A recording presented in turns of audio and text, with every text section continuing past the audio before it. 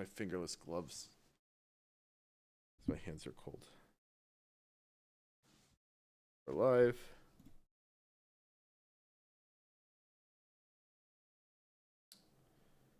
And we're going to check it out. It's also working over here.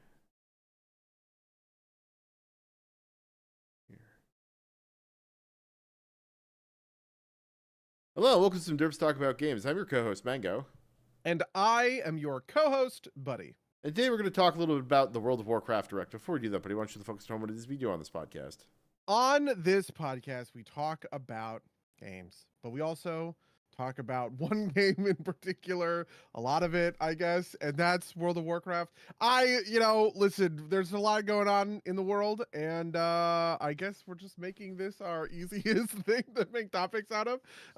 So I guess we ought to get into it. Yeah. So just at the top, I did not actually watch it. I watched a couple of the trailers that came out after it, but I did not actually watch the World of Warcraft Direct. So Buddy is going to be driving, and I am going to be listening and asking hopefully insightful questions. Yeah. Okay. Okay. Well, this whole thing started because so it's the 30th anniversary of Warcraft. That means that so Warcraft was in 94, WoW was in 2004, Hearthstone was in 2014, Rumble was last year, I guess. And it just like bundles all of this Warcraft stuff into the, I guess every 10 years on the 4th is you do this stuff. But anyway, the Warcraft Direct started with Warcraft 3 Reforged patch 2.0. Do you remember this controversy of Warcraft 3 Reforged? Yeah, being bad. Yeah, it being bad. They have, I guess, tried to rectify that. It changes the patch. It is apparently just a patch 2.0, but it overhauls the environment and like lighting and all of this stuff. It includes a bunch of stuff that people in this community really cared about. Like, there's no. You must care 0% about this, I'm sure, right? Yeah, basically. I mean, I used to play Dota 1 back in the day on Warcraft 3, but I have not gone back to it in many years. So I really wanted to when Reforged came out, which I did buy and play a bunch of, to be fair. Like, I played the single player because I like those campaigns a lot. But I do remember the halcyon days, okay, of Warcraft 3. Of Warcraft 3 custom like game modes, and I was really hoping that kind of stuff would return, but like the nature of Warcraft 3 Reforged being such a shit show kind of like killed the hype dead of like a resurgence of something like that, which it is what it is. It's cute, I guess, for these Warcraft 3 fans that they're getting another kind of bite at the apple, so to speak. The other big announcement on this level is that there are new editions of Warcraft 1 and 2. Warcraft 1 and 2 have been remastered, I guess, so they are like kind of the final of these classic Blizzard games from that era. They obviously did StarCraft, they did Diablo 2. Did they ever do Diablo 1? I don't know. I maybe I don't remember. Yeah, because they did Diablo 2 like Resurrection or Resurrected Edition or something like that. So Warcraft 1 and 2 now are remastered in their own little editions. That have actually caused quite a bit of controversy because sort of the HD visuals, I guess, lose some of their flair, but like I don't understand this. Some guy, do you know who Nathan Grayson is from the Aftermath? yes I do. The old Kotaku guy? Yeah. Yes. He served a starring role in a very, very old controversy that shall not be named. He did? He was like one of the guys. He was reportedly one of the guys that Zoe Quinn maybe slept with. Yeah, I forgot about that. But yeah, I guess he did. Well, whatever the case may be, he co-owns this site Aftermath. It's like a bunch of Kotaku people, like him, Luke Plunkett, a few others, made their own like press site, and he wrote an article about it, kind of complaining that HD remasters of classic games actually make them kind of like lose their appeal. And I actually understand the argument that he's going after, because this is something I felt about specifically actually movies for quite a long time, because basically everything used to be in 480p, and so it was all just like fuzzier and worse definition. Um, and the advent of high definition television has actually changed the magic of movies in a lot of ways, I think. I think H Bomber Guy has a video about this. He talks about how Alien, the original Alien on VHS, is actually a scarier movie than like the super crazy Blu-ray up-res version, because it is harder to tell what is going on, or like what, like where the alien is, because the colors are not so crisp and the image isn't so clear, and it blends into the shadows better and everything like that. And I think I probably agree with that argument. Like, I would agree that it makes like a fundamental sort of thing. Well, And Warcraft was built to be played on 480p, whatever CRT I was gonna say monitors. part of that is that like it's not like the remaster can help some of those things, because like the most famous example probably is the Castlevania shot. There's somebody did like a comparison of like what it looks like rendered on like an LCD screen and what it looks like rendered on a CRT with like scan lines, and like it just looks so much better because it was built around that technology, right? And I would imagine that some of these older games will suffer from that problem simply from being on modern hardware, regardless of like how much you remaster or not the game.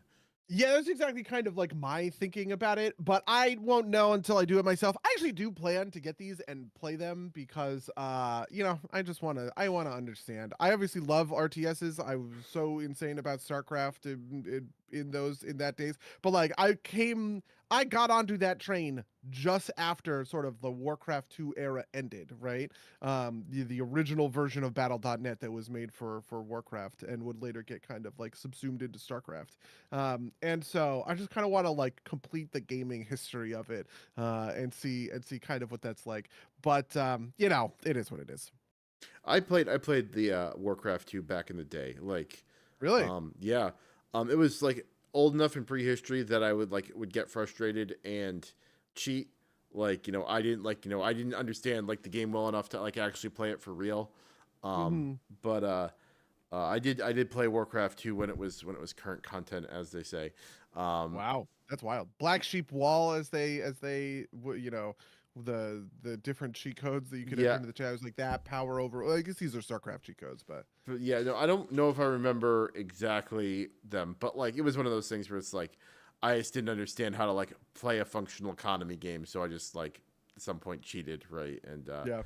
I kind of wonder what it will be like going back in time to a game like this. I think that I would not expect it to hold up. I think it's going to be pretty bad. there's gonna be a lot of like quality of life stuff that's not going to be there. That's some of it's Yeah. like technology limited, like right? Like I believe, Oh, unit caps is going to be like the killer or whatever, right? Like only being able to select 8 units at a time or 12 units at a time and or also something. only a certain number of hot groups, right? Like that kind of Yeah. stuff. Yeah.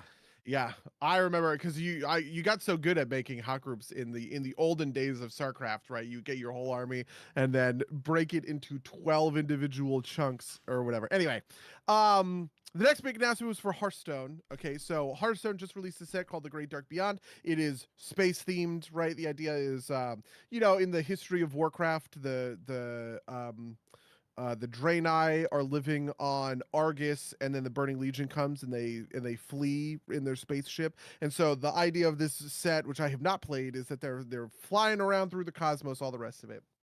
The next mini set is an expansion of this idea, and it is Hearthstone Heroes of StarCraft.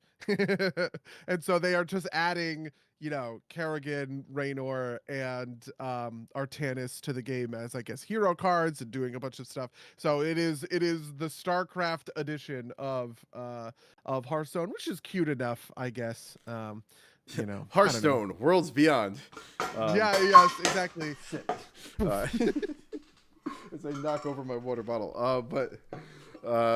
But yeah, no, I would, it's funny. My at work, one of the guys runs like a sealed tournament every set, and he said he's like, they're gonna do like 3 core sets and like 4 universes beyond sets. What are you guys interested in actually playing? Because we don't play enough to like play all of them. So I was like, I don't care about I don't care about the Worlds Beyond sets. But I'd probably play the core set. So, but like it's the Funny same. question: if Hearthstone exists canonically inside Azeroth, as seen as Hearthstone existing in WoW, does that mean StarCraft exists as an IP within Azeroth? Man, I guess like. And if, as is rumored, that Azeroth is a planet inside of the StarCraft universe, what does that imply? Is it? Yeah, who knows?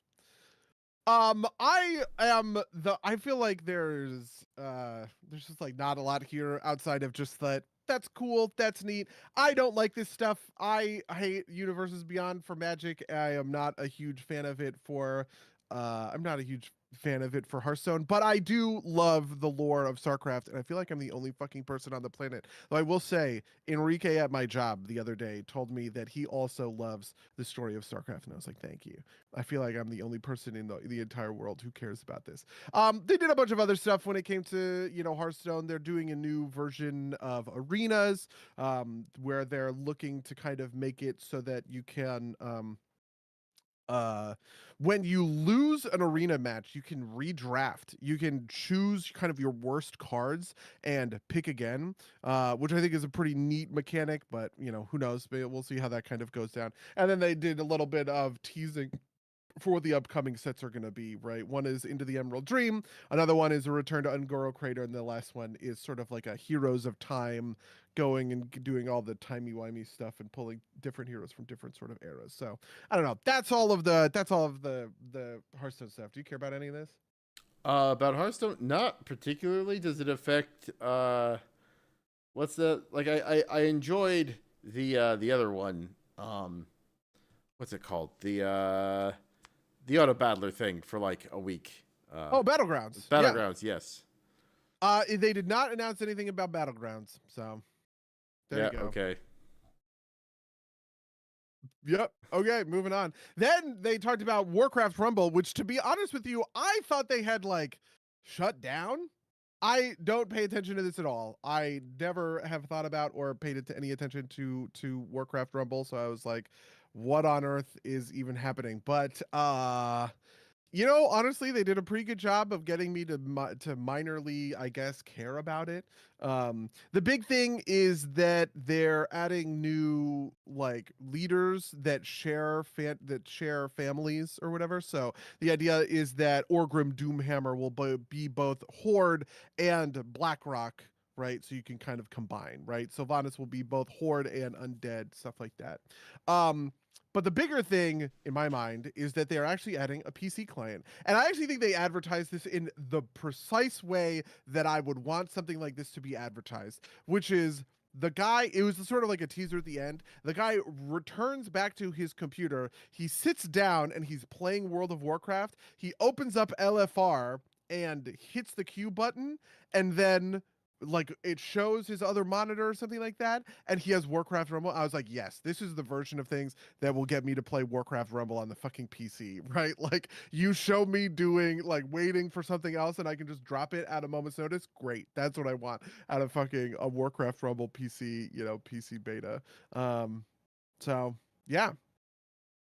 Yeah, okay. I mean, I barely like you said Warcraft Rumble, and I was like, wasn't that like thing inside of WoW, like that was like an event? And I was like, oh right, that was like a real thing at some point. And you never played any Warcraft Rumble? No. I don't. Oh, okay. I don't really. The only mobile game I play is Balatro at this point, and also like I have weird little puzzle games that I play when I'm listening to a podcast, right? But that's basically it. Yeah, fair enough. So there we go. Okay, well now we're actually hitting the real World of Warcraft. Unfortunately, it is the classic World of Warcraft. Okay. Wait, buddy. We've got a question in the chat. Are any of your characters are any of your characters Sims for Kerrigan? Because that would be canon. Oh my god. Maybe, I don't know. Maybe like Gondor would be a sim for Kerrigan. That sounds about right. Yeah. Okay. So for Season of Discovery, right? They're in phase 6 right now. Phase 7 is apparently the final phase. It will be Naxxramas as the final endgame raid, but they're actually adding a new Scarlet Crusade themed instance. So they're adding it seems like a dungeon. but probably like a 10-player dungeon or something like that. And there's also going to be a whole thing about Deadwind Pass and Karazhan, which people think is pretty neat, I guess. I don't know. I liked Season of Discovery for that first phase and completely fell off of it for every other one. I am interested to see where they're gonna go. Like, are they gonna carry it forward into Burning Crusade? It seems like they're gonna. It seems like they ought to. But that was basically all the information we got out of Season of Discovery and like the Season of Discovery adjacent classic.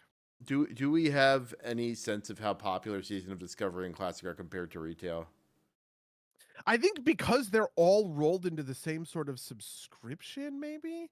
Like I have the sense that there are people who bleed between them, right? We have that one guy in our raid, Thuja, right? Like he plays, he plays Season Discovery with his friends, right? And then he comes over and he raids on retail kind of like with us, and I get the sense that there are like more people that are sort of like that, but I would probably guess that maybe like 80-90% of the audiences are sort of locked in their different sort of kind of zones. And my only expectation is that running the classic servers is actually pretty easy, because otherwise the next couple of decisions don't make any fucking sense. Okay, so the next thing that they announced is that the Hour of Twilight will be the final phase of Cataclysm Classics coming in 2025. Obviously this is where Deathwing shows up, the Dragon Soul raid, all of that kind of stuff. Classic. Okay, we knew that. They're in the middle of Cataclysm. Mists of Pandaria Classic will also be launching after Cataclysm somewhere in summer 2025, which is actually, everyone expected this for simple reasons, right? But also at the same time, it does kind of reflect a little bit of interesting sort of strategy, because a lot of people were thinking, by the time we get to Mists of Pandaria Classic, right, we're starting to enter kind of that modern period of World of Warcraft, right? So what is gonna, like what's gonna happen? Maybe they're gonna do Season of Discovery for this stuff. Maybe they're gonna do other sort of things. No, well, the answer is Mists of Pandaria Classic is coming out, and it's just going to be Mists of Pandaria Classic, and they're sort of rooted in sort of like the class design and the tabards and kind of all of the rest of that stuff. So I guess we're just riding this train all the way to the station, which is crazy, because the thing that everybody thought was going to happen is at the conclusion of Cataclysm, people were like, you know what? I bet what they'll do is they'll just reset Classic all the way to the beginning, and they'll start Classic fresh servers, which is exactly what they announced next. After announcing Mists of Pandaria Classic, they're doing the 20th anniversary of World of Warcraft Classic, so they are fresh servers that are going live in 3 days on November 21st, 2024, right? That is classic progression, completely fresh from the beginning, right? Wait, And it's the 20th anniversary of WoW Class. That can't be right. World of Oh, Warcraft in general, yeah. oh, okay, yes, right. I was gonna say like, wait, did 20 years past since Classic came out? What fucking year is it? Right, like. So the big thing that's going to be really interesting is that these fresh classic progression servers are getting rid of a bunch of stuff that people hate. DKP runs, not DKP, GDKP, is gone. They're doing stuff with the economy. They're adding in a bunch of quality of life stuff, which is stuff that didn't exist for the original iteration of Classic in 2019. That would eventually kind of decay that whole experience for people, which is nice. But it is also wild that they have just now announced 3 different splits in the Classic community, right? So you have Season of Discovery, you have the mainline series of Classic that's been running since 2019, and you now have Classic, right? Which is restarting from fresh again, right? One of the other big things that they're doing about restarting from fresh, from essentially from zero, is there's going to be hardcore servers from the get-go, which was obviously something that was added way down the line, so you can just start on a hardcore server doing hardcore things. And then also they're really wanting people to just kind of take it easy in the leveling experience, and so Molten Core is not opening up until way down the line. The idea is that they give people a couple of weeks to take their time with the leveling, which in my mind it makes a lot of sense, because the only reason Classic is any good at all is because of the Classic leveling experience. So there you go. That's That's fair. Yeah. No, I was thinking like the rate that feels like the rate that classic is advancing. Is classic advancing 1-to-1 with Nope. no, is it It's much advancing? faster. Yeah, that's what I It's because thought. they cut out a lot of dead time at the end of each expansion. Each patch lasts longer or shorter than what it did in its original iteration. Hour of Twilight was 13 months, I think, and they're not sitting on a patch for 13 months. You I have a was gonna patch for say 4 months. it feels like they could get the classic dragon fight by the end of midnight, right? Like, which would be hilarious. Yeah, so it seems like it's about hold on, we could actually math this out, right? So they've done 5 essentially because classic, and then It's like BC. classic BC Oh wait, no, it's Cataclysm. 4. Yeah, Yeah, BC Wrath Cataclysm, right? So 4 in 5 years. 5 years, yeah. Yeah. Or My it's bet is that it is about 3 months per patch or something like that, and these things just cycle super quickly. So yeah. Um, do we have a release date on Midnight? I saw that they announced housing for Midnight, but you know. listen, we'll get to that. Okay, that's the Okay, very fine, end. Okay, you're fine. jumping. You're jumping. Okay, That's the only thing I so, really. okay. Yeah, go on, go on. Okay. Okay, so that leaves all of that leaves all of classic sort of at its thing or whatever. The classic servers, by the way, are also becoming classic Burning Crusade classic. Okay, like they are now just starting a new line of classic servers that are just rolling forward slowly over time. Okay, the now we're getting into the War Within stuff. So patch 11.0.7 is the first thing they started, but that's already been announced, right? Siren Isle, we talked about this a little bit, little questing thing, getting alts up and running. There's a whole thing for a Storm Crow mount, all the rest of it, right? But we finally know what 11.1 is going to be, and just like everybody fucking predicted, it's going to be Undermine.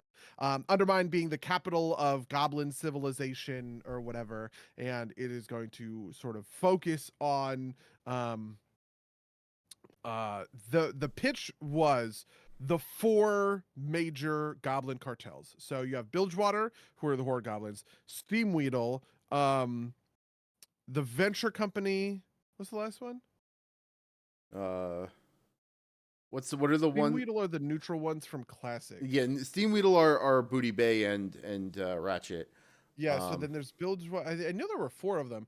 Bilgewater, the Venture Company. There's got to be another one. What are the ones in the Thousand Needles? That's Oh my not... god, I'm such a fucking moron. It's right in front of me. The Blackwater Raiders. Who the fuck are the Blackwater Raiders? Have I ever heard of this one in my life? Blackwater Raiders.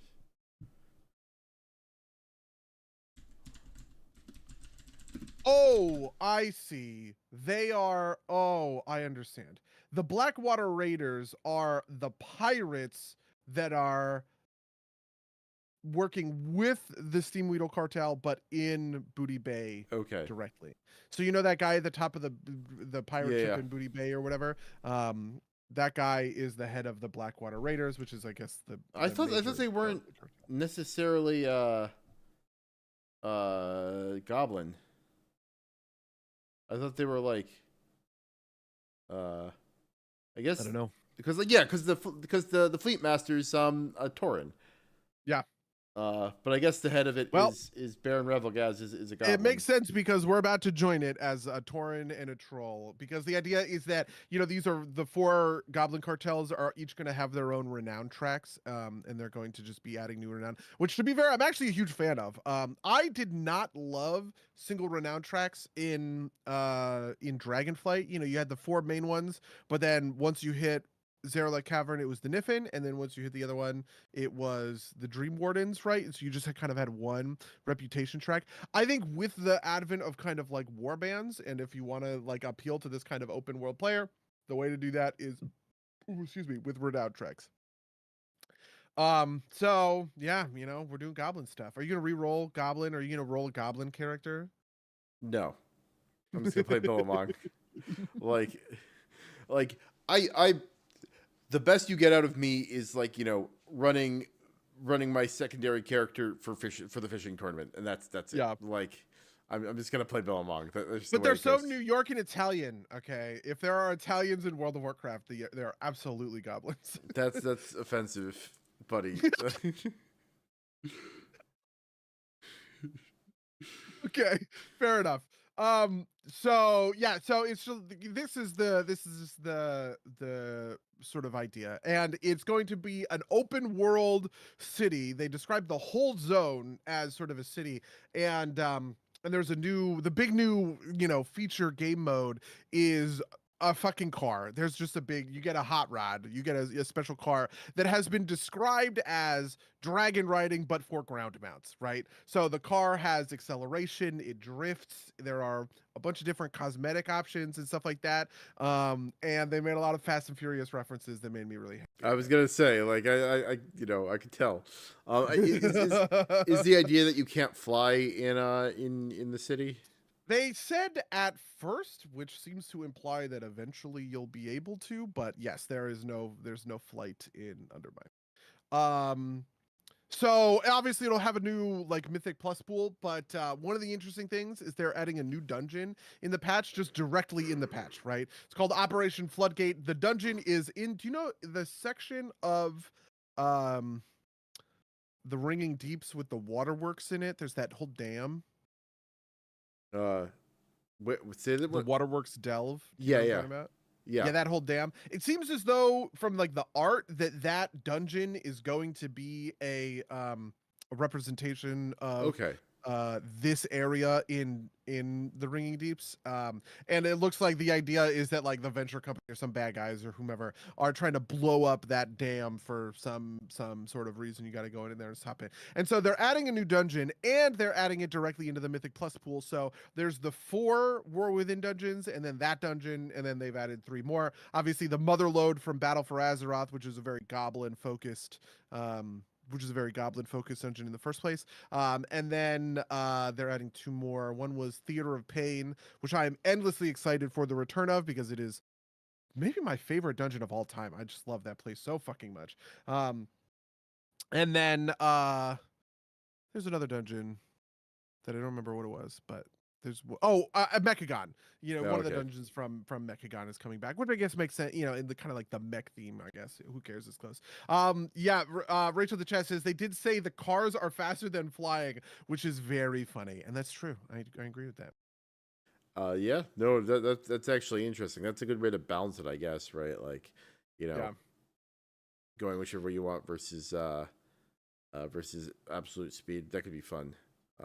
In an incredibly disappointing move, Bran Bronzebeard continues to be our companion. They basically said that they're not doing new companions for each season. You're just you're just getting new stuff for your Bran, which I hate. I think that's lame and dumb, and it should have been somebody else. But whatever, we're just gonna stick Are you with ever gonna Bran, I get guess. another companion?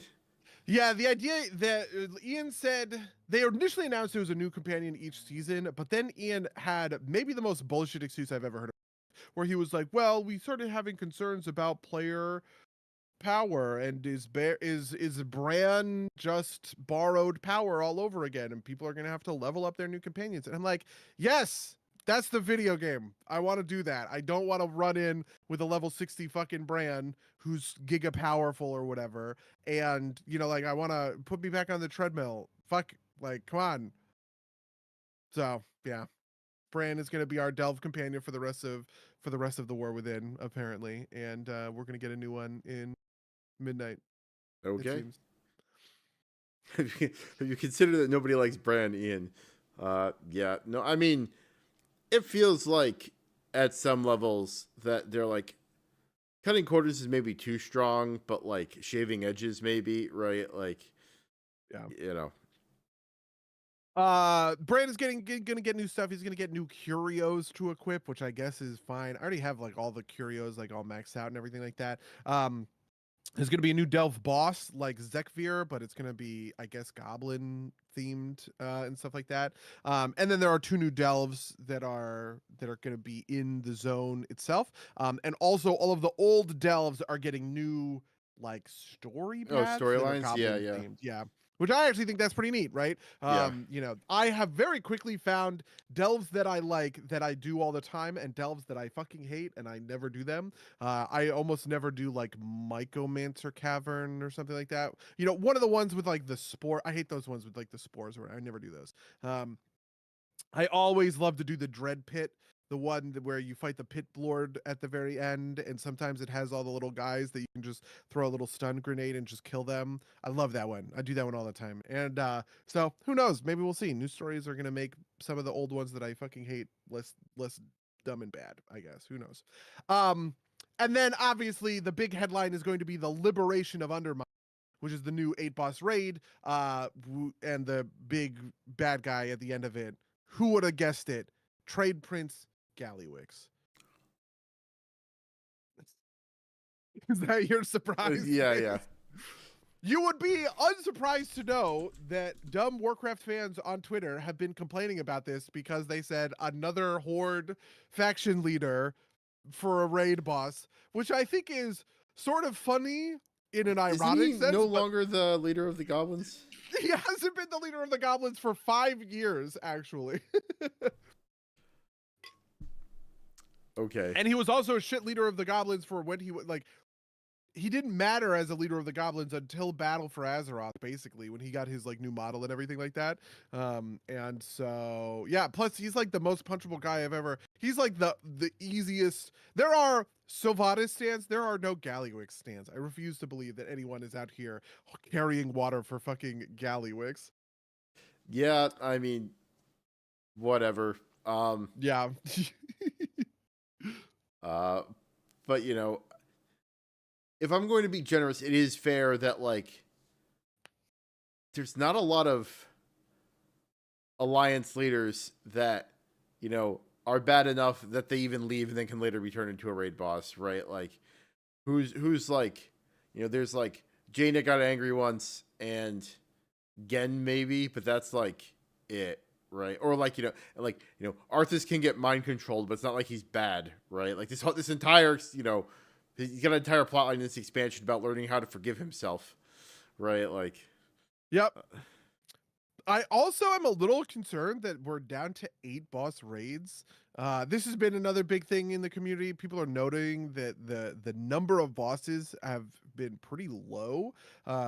If you look at sort of a graph over time, it would kind of be going down because you had raids in Myst you have Throne of Thunder, right? It's a 12 boss raid. Siege of Orgrimmar is a 13 boss raid, right?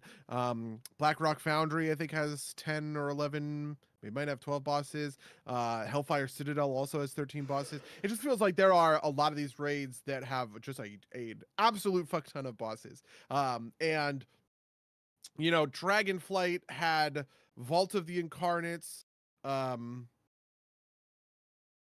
whatever the second one was called that I can't remember, and Amir Drasil, all of which were 10 bosses or fewer, right? And we are going from a 9 boss raid now to an 8 boss raid, and it just feels like the number of bosses in raids is getting kind of lower and lower. Therian's Castle or something like that. Yeah, what was it? Aberys, I guess. Yeah, Aberys, the Shadow Keep. Yeah.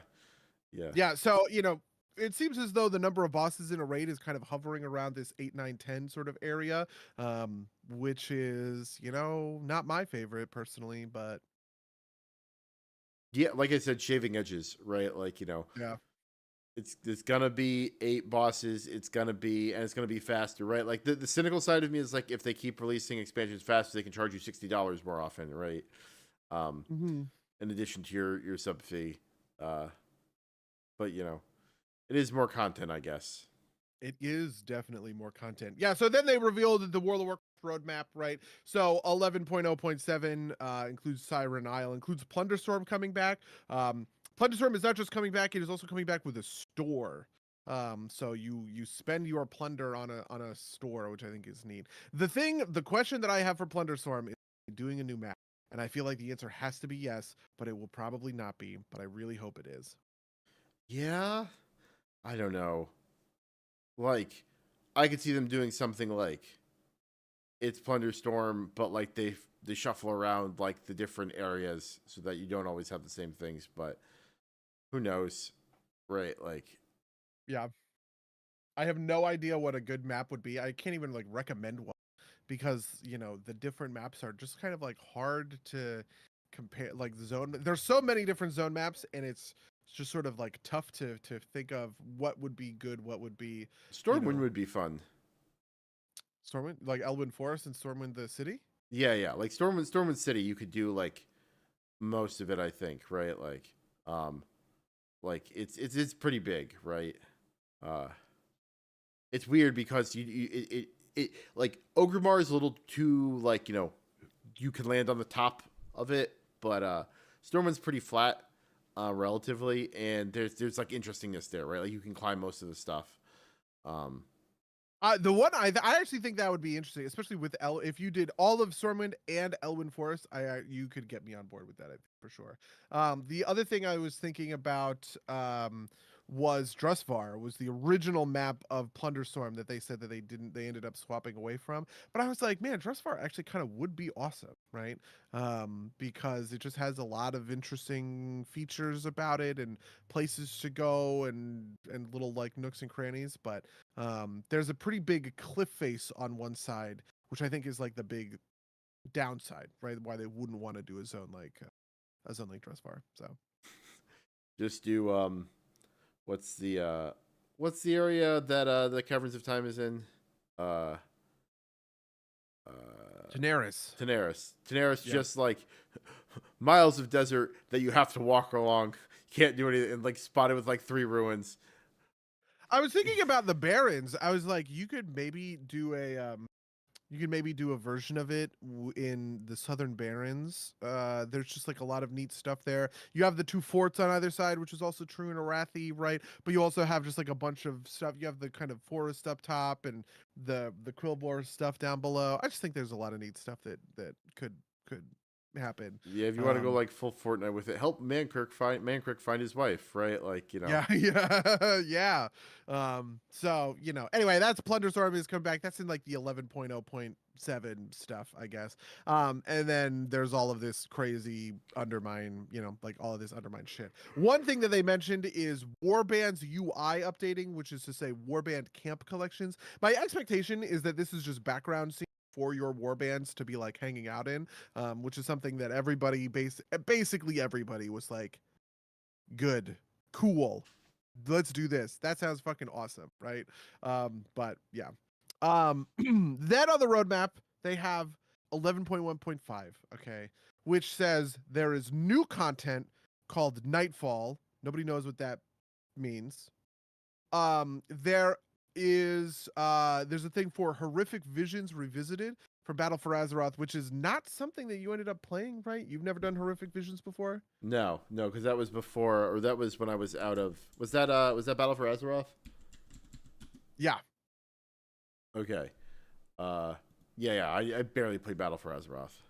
Yeah, so everyone is freaking out about this because most people, it seems like, liked Horrific Visions. I liked Horrific Visions. My hope is that Horrific Visions come in as sort of a sort of expanded delve feature. The best of these solo content things they've ever made were Horrific Visions, right? Out of this, Delves, Torghast, any of these, like whatever, islands or whatever, like all of these are inferior, in my opinion, to what Horrific Visions would sort of be. And them coming back is cool as fuck. And then there's an 11.1.7 that just says story and quests and content updates and all the rest. You said people don't know what Nightfall is. Yeah, people don't know what Nightfall. It says new content Nightfall. I mean, because that's the cult, right? The cult in Belladar, isn't it? Something like that. It's also the name of like the high difficulty dungeons in Destiny, which was my first ping, and then I was like, isn't the name of like the one with the ship that runs around and shoots you? Isn't that like Nightfall Sanctum or something like that? Is the name of that delve? Yeah, I think it is the name of that delve, actually. So I wonder if it is sort of like related. My bet, but I actually wouldn't be surprised, to be honest with you, if it was sort of related, because my pitch for what I think 11.2 is going to be, which we'll get to in a second, would probably be very well bridged by the Nightfall kind of like cultists, right? Because they're trying to bring on Renalash, right? Like this great heroic thing of the light and the forces of the light and the void. Who knows? Yeah, So, I mean, yeah. and Nightfall would lead nicely to midnight, right? Like, Well, so first it goes to 11.2, which is like a new open world zone, new world events, new dungeon, new raid. updates for like war brands and season 3, all of that kind of stuff, right? But one of the interesting things is they don't have a season 4 on here, which was on the last timeline roadmap, right? There was sort of a season sort of season 4. My expectation is that we're going to be going to Koresh, which is the homeworld of the Ethereals. In the very beginning of the expansion, it's where Locust Walker talked about how Right. the Whispers or whatever, right before their world was fucking destroyed by Sargeras, and they all became Ethereals and all sort of the rest of it, right? Like this is the simple reading of the cards that got us to Undermine. If we follow that exact same logic, we end up in Koresh. But also at the same time, nobody expected fucking Zerala Caverns to come out of nowhere, basically. But if you were to tell me that like Beladar turns into a void thing and the Night Sanctum thing that the ritual that Xalatath was trying to get off actually goes off, they shatter Beladar in the sky, and there's a big portal to another world or something like that. Like I could buy that, basically. Yeah. So do we have dates on any of these things? So in the roadmap, Undermine is coming somewhere in winter, which most people think is going to be January, February, right, of sort of next year. That would just track with the timeline.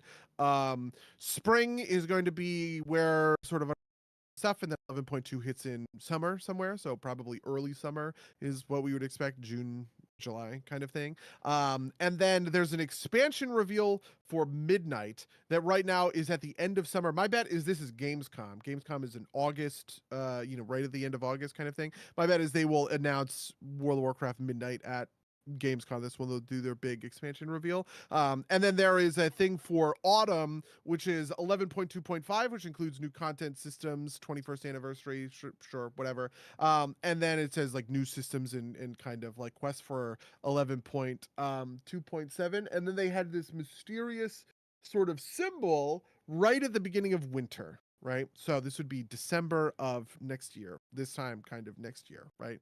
The symbol, everybody was like, ooh, what is this? What is this? What is this? Well, fucking player housing. It was teased at the end of the direct, and in the intervening 5 days, they have just told us everything that's coming.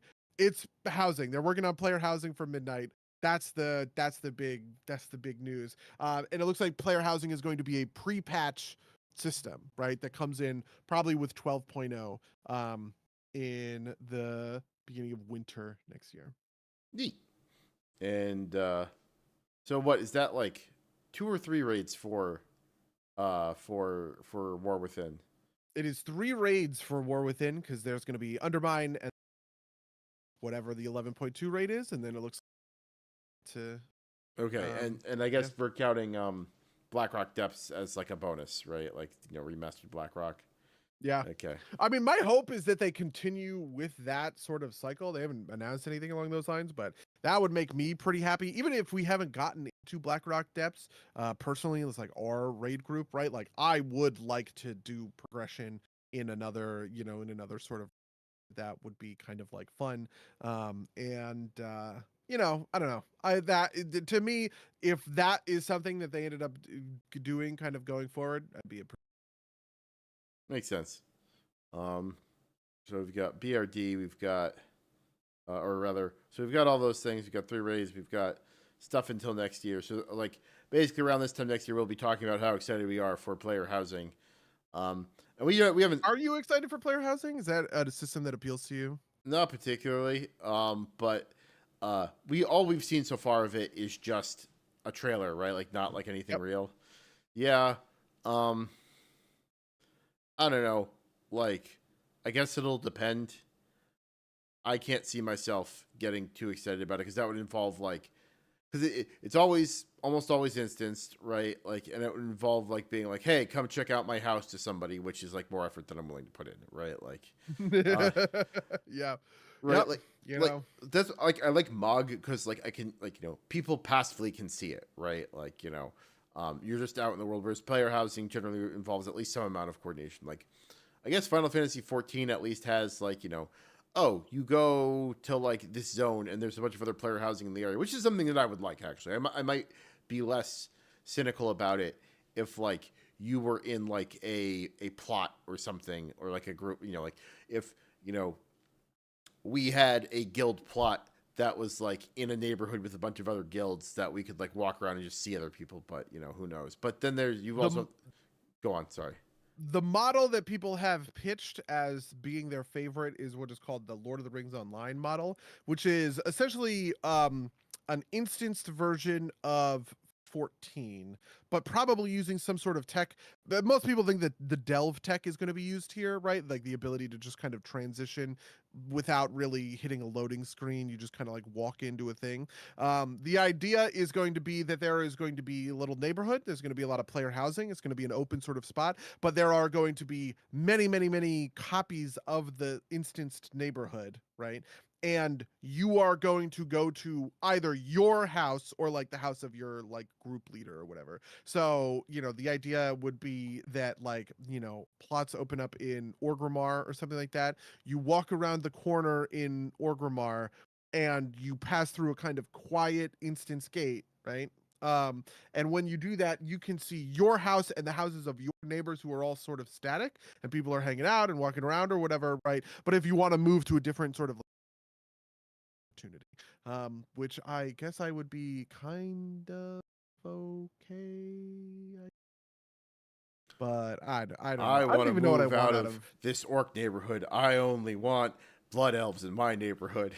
That's honestly my feeling. But my thing is that if it's just like orcs and humans, if it's just in sort of one like the boo, this is not the version that player housing, right? I think probably the player housing version that I want is similar to like maybe like Skyrim where you can buy a house. I mean, obviously it's a single player game, but like in Skyrim you can buy a house anywhere, right? All over the map. Same thing with something like New World, right? If it were me designing this player housing system for sort of like Blizzard, I would try and put player housing fucking everywhere and let people just, you know, you just put plots wherever. And it's like, yeah, if I would like if I would want to plot in Thunderbluff or whatever as a Tauren, right? And there's nobody else there, well, that's kind of fucking on me, right? That I chose a plot where nobody kind of is. But like if you want, I like it, that's the thing that I probably want. I Yeah, want to be able to sort of plop down a house in the aesthetic and style of my character in a location of the world that is. I think the problem with that, but besides like the tech problems, is that like the appeal of of that kind of thing is that like, you know, you could walk around like it's never going to be the case where like you can pick a plot in like, you know, the middle of like Stranglethorn Vale and like somebody random walking along will be like, oh, there's a house here, right? Like, so that I think just like can't work. I assume it'll be like you said, like instance neighborhoods, in various cities. Like maybe you can get a little bit of variation by like you said, doing it in the various capital cities. Yeah, Um, I think the best way they would probably find is I maybe think I don't Delph know. is I don't know saying what I that it think. was like that in Dragon's Prophet, but she also says that Dragon's Prophet is a game that all of two people played. So you know, True, and those two people were Rachel and Warren. Okay, they couldn't even get me in. I actually really wish I had gotten into it. Um, yeah. So the thing I was thinking about is I was like, you should like I would put neighborhoods up in a bunch of different places, maybe, and then this is sort of a little bit of how 14 does it, right? Like they have neighborhoods attached to some of the main sort of cities, and they have a set number of plots in those neighborhoods, right? Um, I was just thinking you would do that and then you just add this like instancing layer on top of it, right? Where, you know, people are seeing a different version of the neighborhood based on whether they can like walk in or not. And I think the real only limiter there is like a tech level, right? You know, one of the things that we know about WoW sort of zones is that they were never built for the kind of infrastructure that they are now kind of like using. And so that seems pretty tough. Essentially sharding the neighborhoods, yeah, that's yeah. yeah. I mean, you could also do like, you know, the housing is in, um, you know, Ogremar. Like you have to do it in like Ogremar and Stormwind and maybe the other capital cities because you can't do it in the expansion capital. You can maybe have a portal there, but that's basically it. Um, but you could do something. You could do something a little bit creative, right? Like you go in through Ogremar and you can walk into like, you know, the Troll Quarter or the goblin ghetto, right, or something like that, right? Like and you can do different theming that way. But you probably all want it to, like, just from like a practical usability standpoint, you want it to be relatively centralized, and then from a power gaming perspective, you don't want it to be like you walk out of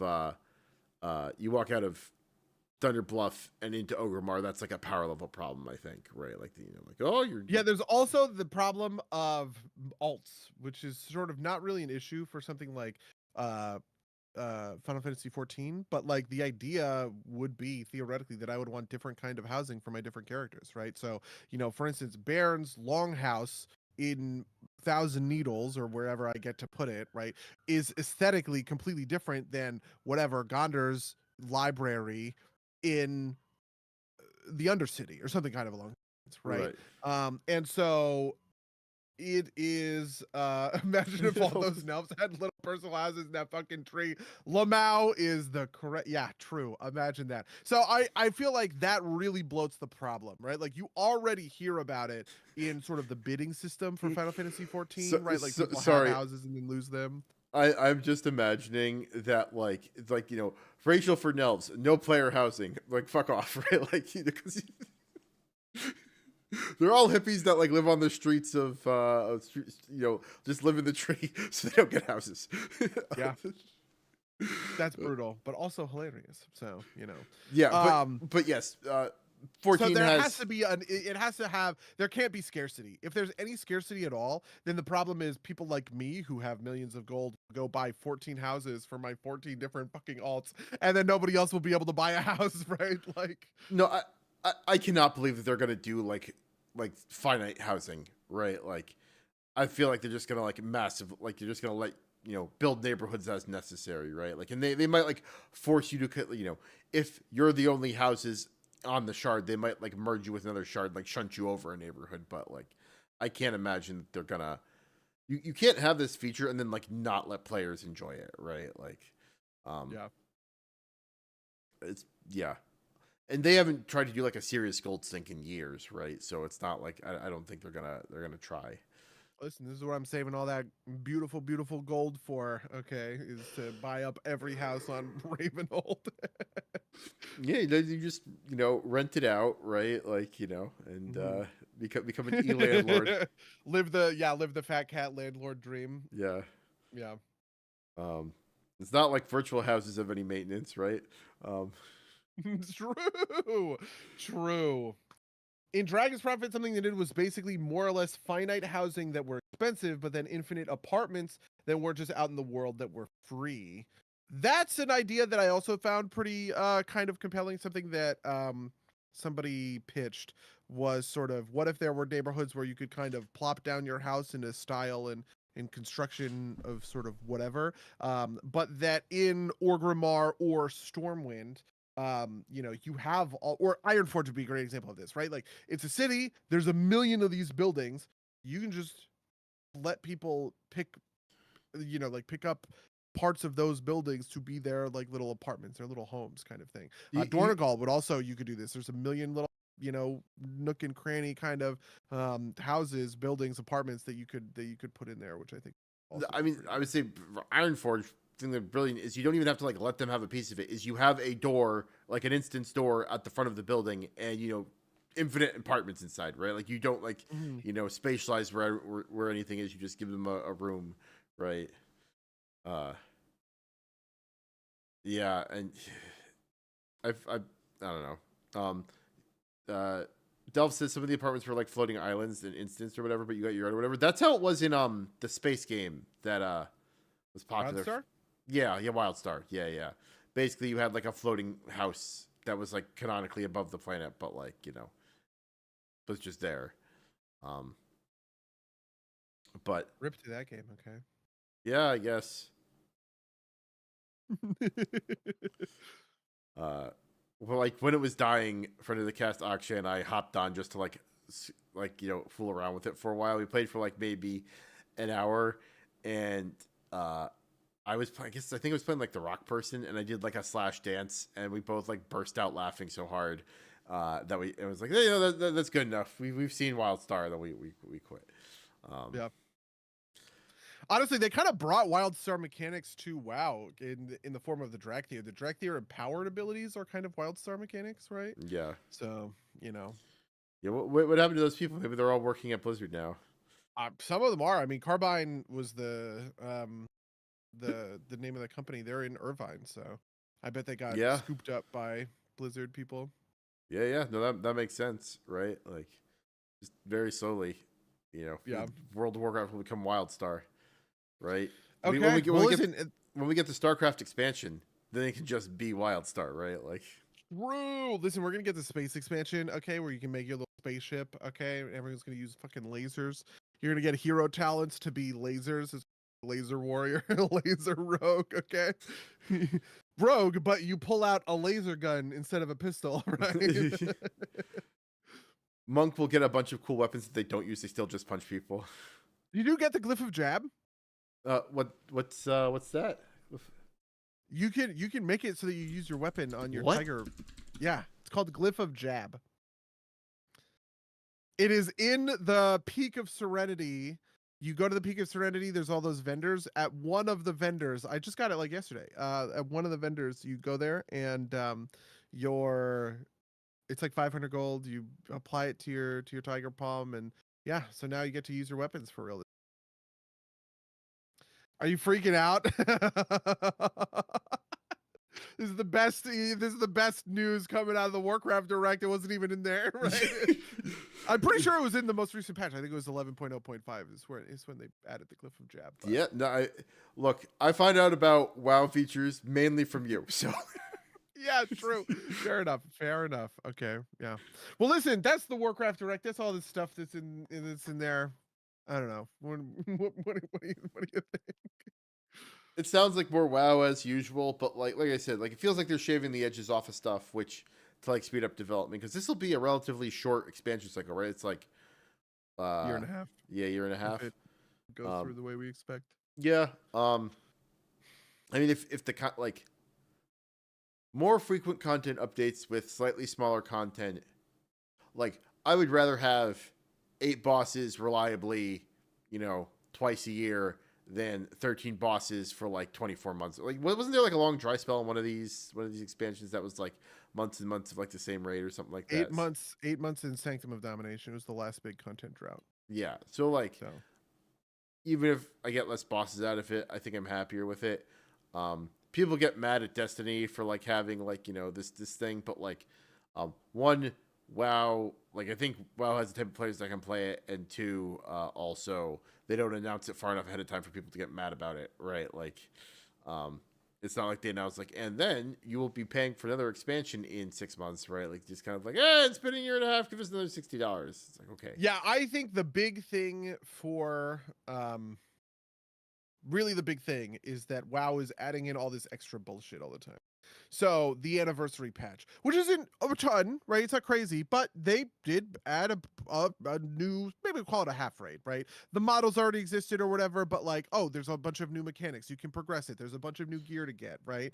I feel like that's the stuff that carries WoW. And my bet is in the shaving, we are seeing those teams get that resource, right? Missa Pandaria Remix, Plunderstorm, BRD, these are the kinds of things that you get by kind of shaving stuff off kind of the other raid and stuff like that. So plus I do think it's clever like that, like I hate the fucking March of the Machines or whatever the name of that activity is. The 15 waves. It's like dead simple. Oh yeah, the Awakening the Awakening the that Machines. was supposed to be so much crazier, right? Did you know about this? It was supposed to be it was supposed to be Vampire Survivors. That's what the mode was originally on the beta, and it was endless. So they just kept spawning stuff, and you just were supposed to last as long as you wanted.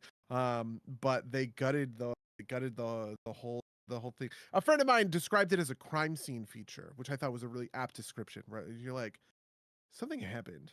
Right. Like, this feature got murdered, right? Like, no, it's like way too little for it to like. I was like, when the first time it was like, so is there like a difficulty increase or something, right? Like, I know, yeah. Nope, doesn't seem like it. But the point being, is it's an easy 8 anniversary tokens. So I've been doing it for the past couple weeks, right? Like, But like, yeah, like, I don't know. I really like the globs of wax, even though it's kind of like useless. It feels nice, right? Like, It's funny. Ian said a thing. They're not doing a mega dungeon this expansion. It looks as though they're doing 2 4 boss dungeons, like 2 normal dungeons rather than 1 mega dungeon, which is the first expansion in 4 that they haven't done a mega dungeon. It was Legion, BFA, Shadowlands, Dragonflight. Dragonflight each had a mega dungeon come out kind of halfway through the expansion. And he said this thing of, we don't want to become too predictable. We want to have different plays in the playbook and switch things up when it makes sense.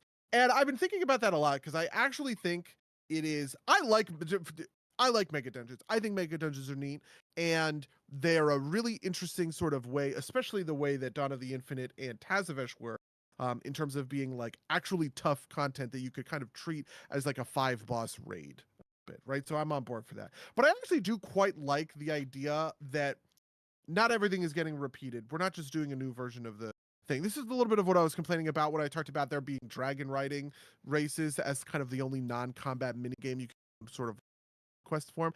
I want there to be other sort of things like that, and I actually think that kind of like variety makes sort of sense. And I would probably say that the mini games that are associated with the theater, the awakening the machine and the globs or whatever, right? Like not all of those hit, but like I'm glad that they vary things. I'm glad that they vary things up. I think that that's kind of Yeah, no, I mean, the thing about the theater for me is like I just forget about it 90% of the time, right? Like, I am maxed on everything except for Hallowfall, because in Hallowfall it is you do the daily, like those dailies, and I never want to do those the because they're kind Merildar, of annoying. I do the weekly for the lighting the torches because it's just like I have like 7,000 Yeah. minor remnants, and so I Yep. fill them up and I open the pack hoping to get the feast recipe, and I don't, and so I just do it week after week. Yeah, I do some of the missions on new characters. Like a lot of times I'll take a fresh 80 and I'll just go and I'll do like those dailies or whatever, just to kind of like farm out a little content, some valor stones, stuff like that. But generally speaking, I don't find that very engaging or whatever. I really love doing the spiders. They're one where you get to choose a sort of path each week Yeah, for yeah. your world quest or whatever, which it seems like that's probably how the cartels are going to work. Somebody asked if the cartels were going to be like covenants, and Ian, you could see just like, hello darkness, my, like he was like, oh god, the C word got mentioned, but he likened it to choosing a spider patron. Yeah, that was Kind of also like for like the week. the first new zone in Dragonflight, where you could like pick one of the 4 main factions to boost a week. Oh, Forbidden Reach. Yeah, Is what yeah. you're thinking of. Forbidden Reach had like an acceleration for rep. Yeah, that's true. Uh, yeah. Are you done with Renown? Or No, I think I'm maxed out. I'm maxed out on the spiders. I think I'm maxed out on Ringing Deeps. I'm like 20-ish, I think, on Hollowfall and Council of Dornegal. yeah. Okay. Yeah, me too. But I just kind of I do 4 delves a week in the fishing derby, and then like a bunch of other little stuff, but like that's basically, and then I rate, like that's basically it. I'm comfortably in maintenance mode. How do you feel about the raid right now? Like we killed that spider, which I feel like we're not going to kill and swap off of Baron, to be honest. Oh, you mean we killed that spider. The wormy, whatever. The brood twister. Yeah, yeah. I thought that was a fun thing. It's just one of those. It's one of those fights where if one person screws up, the run's fucked, right? Like, and those are always tough because it's up to everybody to get it right. This is like the rune guy in Shadowlands, right? Like, Fate or something like that. Yeah, something like that, right? Like you need everybody to do it right. This is also the problem with the Ethereal Princess or whatever her name is. Although that one's a little bit more recoverable if somebody screws up, but like you need one person to not get it. is one of these things that infuriates me endlessly. It's just like, do the fucking mechanics, right? Like, it's not that hard. The Nexus Princess is interesting. I feel like I wouldn't classify her that way, actually. So Nexus Princess is not like, is more and more recoverable, and two, also a little bit more forgivable for messing up, right? Like, you know, if you fail to redirect your portal in the correct direction, that's more forgivable. To me, not hitting your fucking egg with your circle is just like totally fucking Oh yeah, I would probably. There are like static positions for eggs. It is the simplest thing in the fucking world. Find your egg and stand on it, right? Like, yeah, I know exactly. Listen, I know exactly what you mean. I quite liked doing that fight on Fury because it lined up with my cooldowns, and there was always a parasite pack that I could just blow the fuck up. It was like every 90 seconds, I know there's going to be one parasite pack that I just, you know, it is Avatar Recklessness, Spear, Thunderous Roar, Odin's Fury, just like going hard to absolutely like wipe the parasites out or whatever.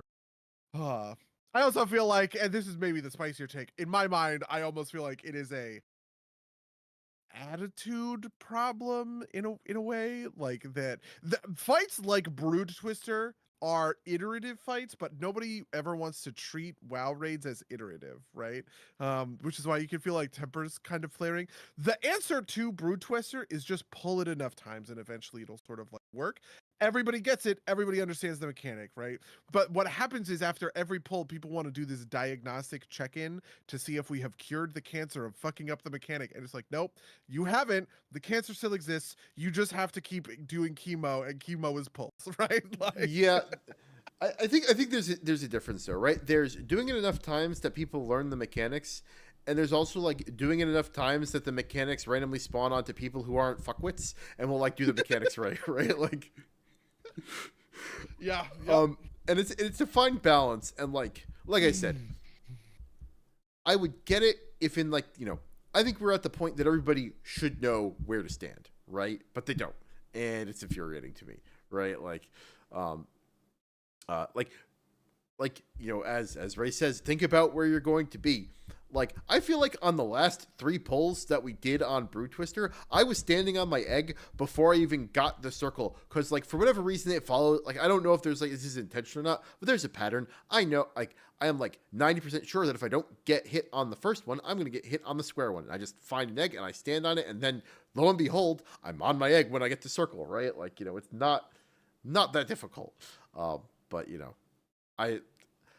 this is the same thing that like got me mad at Charles Powell when we were playing Payday, right? Like, you know, no, you're the driller. You stand on the drill and you drill the bank vault. I don't care if it's more fun to shoot the things. If you want to shoot the things, you don't drill the bank vault, right? Like, yeah, yep. You know, listen, yeah, I get that. Although I will be the first to admit I'm not entirely innocent, right? I have, you know, in the princess fight, I have blown up a couple of, you know, people because I used up all my movement trying to get a couple like globals in before like my balls went off, right? So like, you know, the princess fight, the balls are the ones that are bad, but like those are, like you said, recoverable, right? The thing that kills me in the princess fight is no one has any sense of geography for the other portals. There are some times where I am watching people move their portals and I am like, this is a wipe configuration. It doesn't even have to go off. I just see people and it's like 3 portals are all on top of each other. It's like, oh, those are going to be stacked. No one is paying attention to where anybody else is kind of like going, where any of the other portals are going to end up, really, I guess is going to be. But it's like, is it okay for me to like penalize people for not being able to mentally map in their head inside of 5 seconds where the different portals of the mechanic are going to like pop out? I would probably say like no. And the idea is generally forgiving enough that it doesn't matter. But there are just like some times where I just like watch someone run and I know that they're placing the portal in a truly just like fucking idiotic place and it's gonna wipe the raid. Yeah, it's one of those things where like, I think, you know, to give people credit, right? It's like you hear the noise and you just immediately start running out in a direction. And like, even on Monk, where I have a fair amount of mobility, it's like, well, if I'm out here, I'm not getting anywhere else, right? Like, you know, and so if you picked wrong in that first 5 seconds, like you said, it's hard to. the most frustrating fuck ups I have had is two people clearly trying to accommodate the other person. Like it's like, you're walking at somebody in the hallway and you both like dodge to the same side 3 times before you get Yeah, a past each other. Canadian standoff, right? Is Yes, that what it's I called? totally Yeah. understand this. Yeah, yeah. Yeah, when two people are both being permissive to the other person, like, oh no, after you, like, Or like, this again happens with Root Twister. It's like this one's not occupied, right? And then like, two different people leave where they are to go to that one, even though they were on the right thing in the first place, right? Like that kind of thing, right? Like, trying to do the right thing, right? Like, but causing problems yeah, in the end of it. Yeah. Yeah, but yep.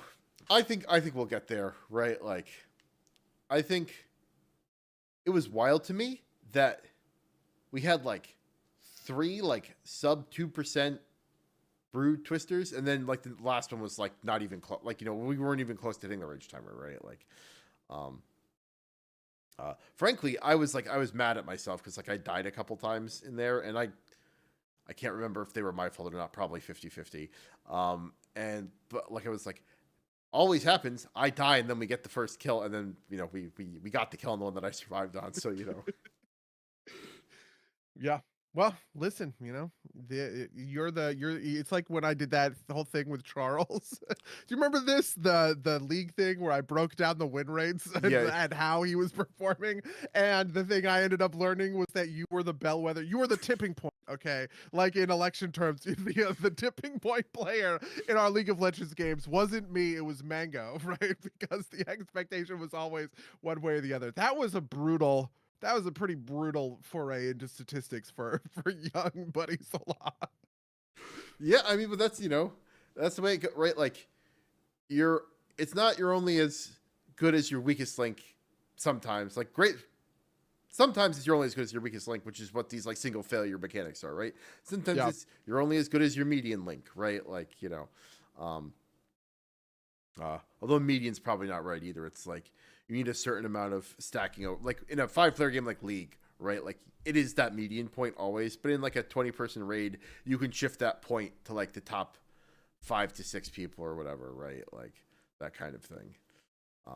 Yeah, listen, I don't know, maybe I'll end up tanking raid. I actually had quite a good time tanking because as a tank, I was super aggressive about damage.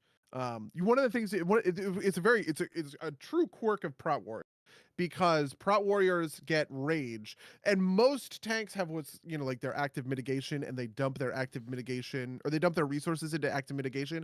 Warriors have the unique choice to either spend rage on stuff like shield block and ignore pain, which makes them tanky, or execute and revenge, which deals damage. Deepest, and yeah.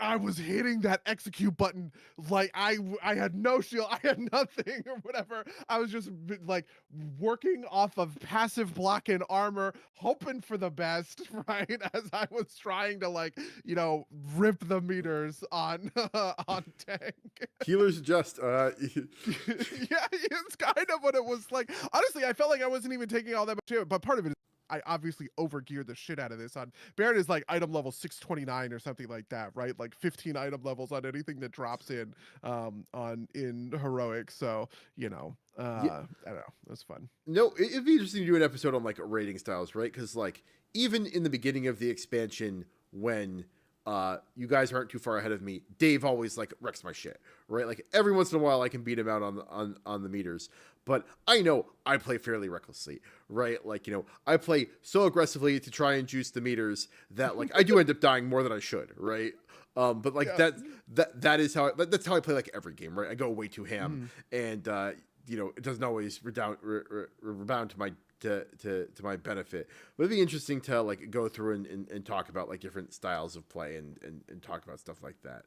I was having this conversation the other day because like one of the things I was thinking about is that like one of the things that you orient yourself onto as as kind of a player, and like me doing damage for tanking is thing. But the reason that I ended up making sort of the swap to tank and it has worked out so well in sort of the Mythic Plus kind of crew that I have is because I was the person who's paying a lot of attention to stuff like interrupts, and stops and CC and all of the rest of that from sort of the DPS slot. But actually, it makes sense for a tank to do that kind of thing, right? Because tanks positioning, CC, what the cadence of the pulls are, like this kind of thing, like that stuff is all tank stuff essentially. And I do think that is a pretty interesting kind of skill. I don't know, it's interesting because I never used to really bleed across roles, but I've been doing it much more kind of like recent, right? So like tanking dungeons, but doing DPS in sort of like raid or whatever else. Last year when I kind of picked up healing for Mythic Plus and stuff like that. And yeah, one of the interesting things is that I was playing tank on a different character yesterday, and I really fucking hated it. I was like, this is the worst. I'm having zero fun, just because like my main is so insanely jacked in terms of tank. I felt so squishy, and like that was something I had never really dealt with before because I was always off tanking essentially as kind of like an alt thing. And I've never felt that way about like DPS, right? Like when I log onto an alt and I'm doing DPS and my DPS is bad, like I don't care. But like the feeling of having bad gear and bad like stats and stuff like that for like tanking was like way worse. So yeah, I don't know, interesting stuff. Yeah, yeah, absolutely. Yeah. Should we move into our weeks then? Yeah, sure. Tell me about your week, I guess. Yeah, so the first thing I'm going to talk about, I'm only going to talk briefly because I'm going to make us do an episode on this, is I finished the Clone Wars. Okay, and I have to watch it, right? Yeah. Every bad episode, every bad arc, even Meeber Gascon and the D Squad is worth it for the last 4 episodes of the series. It is phenomenal. It is pure Kino, and I think it might be the best Star Wars outside of the OG trilogy. Like, it is. Oh my god. It's also like I heard somebody say that like Dave Filoni rescued the prequel trilogy, which wasn't a take I agree with in the first place. And I also didn't get it as I was watching through it initially because like I didn't quite feel everything pulled together. But those last 4 episodes are just phenomenal. And there's some good moments along the way, but like it is hilarious because the second to last arc is fucking terrible, right? Like like this whole time I've been watching it, like the show screen on Disney Plus is this like zoomer ass looking woman with like a broccoli haircut. I'm like, who the fuck is this? And my fiance was like, she's terrible. It's I hate these characters. And we got there, and it's the second to last arc, and they're terrible, and I hate them. But like everything's immediately forgiven afterwards. Like it is so good. But that's all I'm going to say about it for now because I don't want to spoil anything because I think it's. What are you moving on to? What's your new show? So JoJo's Bizarre Adventure. We are halfway through the first season. Wait, what happened to Sopranos? Oh, right.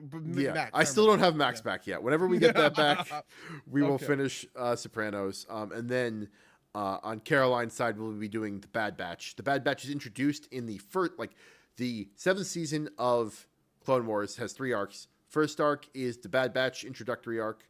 Second arc is the Martez sisters, which is the one I hate. And the third arc is basically a movie that is like, you don't even have to pitch it. Don't spoil it. I'll go in completely blind. We'll see. Yeah. It is so good. And then so the next thing that happens is the Bad Batch, which happens, I believe, timeline wise, soon after the end of season 7, of the Clone Wars, and then the next, and then after that, everything else happens. Like actually, this is something I do want to say, and it's not about the plot, but it's like it made me fall in love with Star Wars again, right? Like wow, that's an amazing feat. Okay, yeah, right. Like we talked about like not caring. It's like I'm just like asking my fiance, is like, are these other shows worth watching? And she's got mixed opinions on them. It's like I kind of want to do it. I want to get like I haven't watched season 2 of The Mandalorian, and I kind of want to now. So like yeah.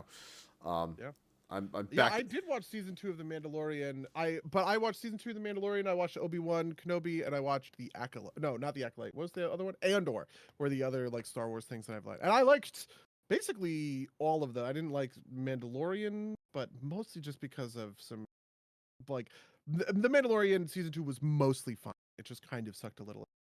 But I liked Kenobi, and I liked Andor. Yeah, we can go back on to Star Wars, Tara. I'm down for this. Yeah, Okay. I am coming up right on the end of New Girl, which I just started watching again because I love that show and it's so LA. And I'm very in my feelings, okay, about Los Angeles at the moment because I'm like leaving. But it's like represents just a ton of stuff in like my brain after 12 years here kind of thing. I'm about to have an opening for a show. Though we are also watching What We Do in the Shadows, which we just tore through some of it over the course of the week. The episode in season 3 where they get the cloak of duplication and and the individual people are like assuming Nandor. It is the funniest thing I think I've ever seen in I was like, I could not believe how good an actor that guy had to have been, right? Yeah. Because obviously he was like doing the thing. Him as Laszlo and as Gear, it was incredible. It was incredible. There's just like no other word for it. It's a good show, and it's a great show, and there are like a weird amount of like Sopranos references in it that like are like not acknowledged anywhere. Really? Like, I don't think you've hit it yet. Hit any? Okay. Have you? I think it's season. Have you done the Siren episode yet? No, I don't think so. And have you done the Nandor's Old Flame episode? I don't think so either. Okay. So. Like one of them is a direct reference and one of them is just like an actor in common. There's a couple different things that like I don't quite remember all of them. There's ones that I'm like, is this supposed to be like a thing? And it's like not acknowledged anywhere, but there's a couple different things that are like just very mild call outs to Sopranos. And maybe I'm just more attuned to them since I was watching them essentially simultaneously. But yeah, I mean, there's a part of me. It was funny because I was also watching. Well, I don't know. This isn't really inside. I was watching Better Call Saul again. I was thinking a lot about The Sopranos, but I was also thinking a lot about Breaking Bad. One of the things that I had never put together before is how much Werner and Walter are sort of like two sides of the same coin. I kind of was watching Better Call Saul a little bit from Mike's perspective, and a big thing I was thinking about was how Werner and Walter are sort of two sides of the same coin, and then Nacho and Jesse are two sides of for Mike specifically. Which one is Werner? Werner is the German guy in season 4 who's building the lab. Oh, right. Yeah. Okay. Yeah. Werner and Walter are both kind of have like the same. I feel like you kind of understand how, from Mike's perspective, he sees these two guys like the same sort of way. But like where in one he wins, the other he loses, because like in one he sort of gives Walter sort of the benefit of the doubt that he gave to Werner, and Werner's benefit of the doubt is sort of repaid. And Mike is able to sort of clean up that mess, but he also has to do like the hard thing of kind of like kill him.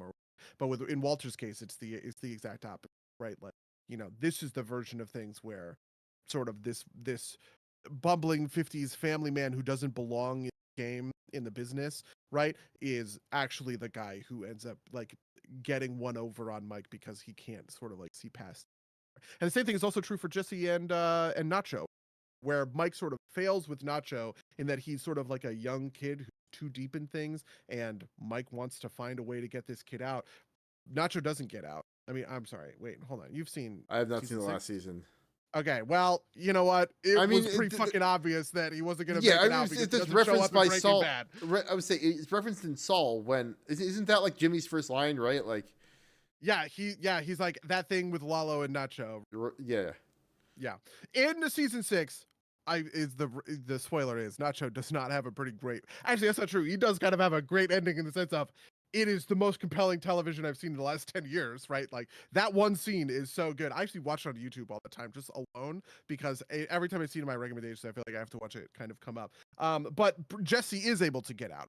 And he does it because of sort of like Mike's kind of like guidance. And the reason I was thinking about this is because of Sopranos, because I had watched a bunch of the Sopranos right before Better Call Saul, and I watched the movie, and I was thinking a lot about kind of this nature, this like two sides of the same coin, sort of like the listen, it's like poetry, Mango, it rhymes, okay?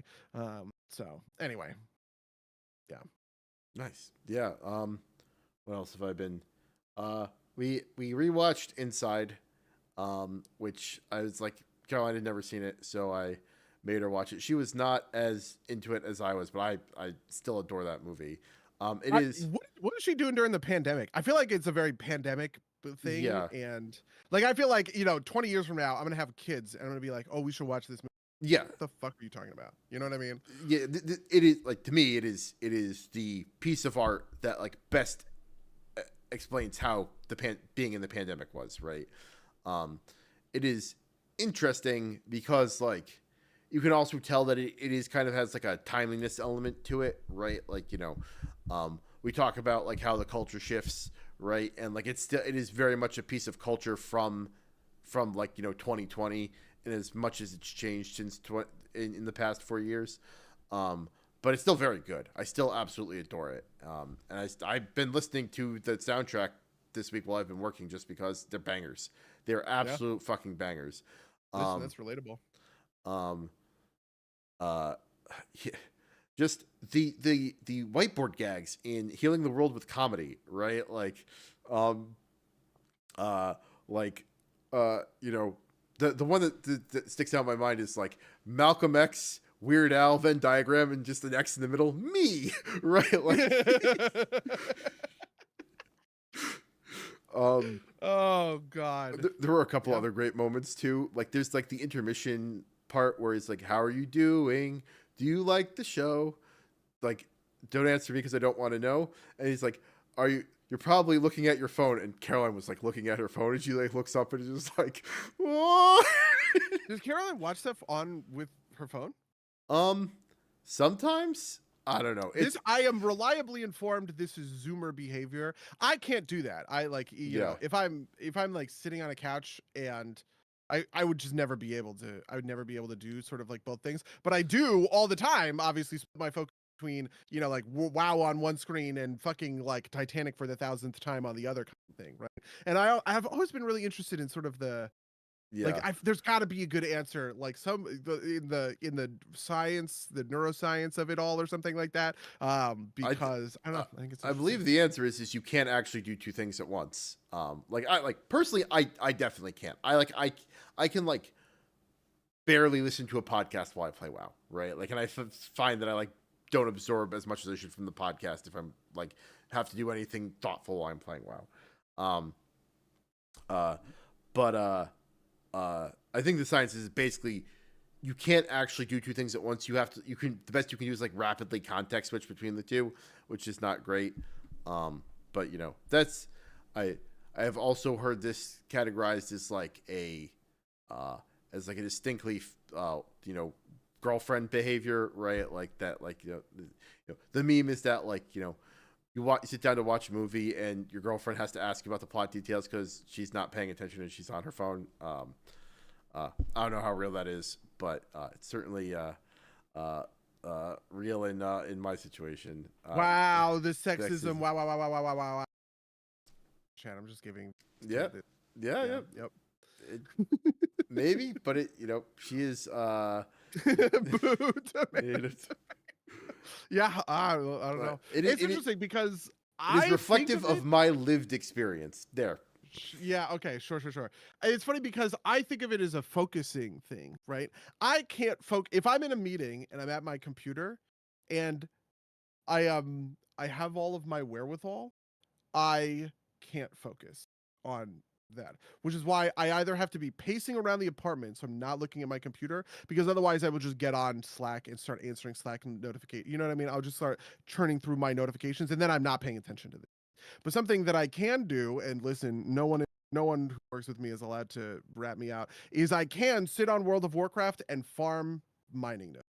Because like I guess that's just so fucking brain dead that it actually just lets me keep my kind of hands busy is what I think of it as, right? Like I need something in my hands in order to actually be processing the conversation in a meeting or something kind of along the being able to answer questions and follow that stuff. Otherwise, I would just constantly lose my train of thought and never be able to continue it. So No, I am 110% the same way, right? Like I can't, like this is why I only play simple games when I'm listening to a podcast, because otherwise I don't listen to the podcast. But I need to be doing something with my hands or my eyes. Like when I am riding the train in the morning or in the afternoon, I have to watch a video. Like I can't. It's hard for me to just sit there and listen to a podcast, like on any sort of mass transit, right? Like I need something to occupy my eyes.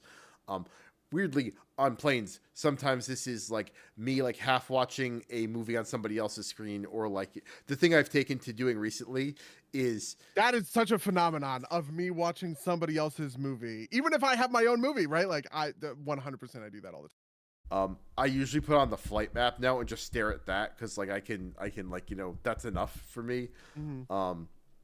But I usually I prefer to watch videos. That's the easiest way, or do work on the train is the easiest. Have you ever heard of a podcast called? Have I told you about this podcast? You know, Decoding the Gurus. You know this podcast? I'm not familiar with it. No. Okay, so this is the podcast I was listening to in like my flight to Montreal. And I found myself for the first time really understanding why everything added like the 30 seconds back button or like the 15 seconds back button. And the reason why is because I kept losing focus on the podcast just for existing in the airport, right? Of, oh, an announcement is coming on. Oh, my order is up at the you know, kiosk. Oh, somebody is coming and sitting down. All of these things would like crack my focus in two, and I would just lose the previous 20 seconds because I just have to think about my bag is in the way of somebody else and I have to pull it forward, and okay, now they're through, and what was I even thinking about? Oh, what are they talking about? Oh god, right. And then I would go back, and that's never been something that I've had to do before. But it was just the listening to something while existing in the airport, right? Was sort of enough to break my concentration, which I thought was interesting. Yeah. No. Absolutely. Right. Like I'm there with you 110%. Right. Like, Do you think that this is like induced? Okay. what do you mean? Do you think like we are doing this to ourselves with our phones and everything else? I mean, at some level, yeah. Right. Like, I should not admit to this, but last year around this time, my Pocket Casts had a year summary, and it had something like, I think like 70 days worth of podcasts listened to. And that didn't adjust for the fact that I listened to things at 2 times speed, so it's not quite as bad. But Yeah, that's wild. 2 times speed is like, yeah. I do everything at like two. Like maybe I'm like diseased, because I have started pushing some of my YouTube videos to like 3 times, and like I use an external tool to do that, right? Like that's like, it's like I don't need some of this. Um, uh, you know, Delph is going off on you in the chat, by the way. I know, it's pretty great. Listen, boyfriend behavior is when whatever you pull out to occupy yourself on the plane, your partner takes because it looks more interesting than whatever he's doing. That's so true. I've done that a lot. The Switch, oh, he has to play now. The iPad, oh wait, he wants to do it better than the Switch. Your sketchbook, wait, no, that's better than the iPad. He also wants to doodle. That's real. That's me. I think it's why I end up watching the movie on the other guy's screen instead of the like. I don't even know what that is, but for some reason it is so captivating to watch a movie. A lot of times watch a movie I've never watched before and try and comprehend what's going on without the sound of it. You know what I mean? I don't know.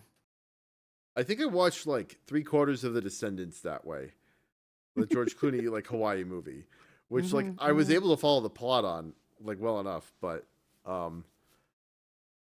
yeah, no, I definitely think it's something we're doing to ourselves, right? Like, yeah, 70 days about like I was thinking about this, right? Like there is just no precedent for the amount of sort of activity that we are able to subject our brains to at the current moment.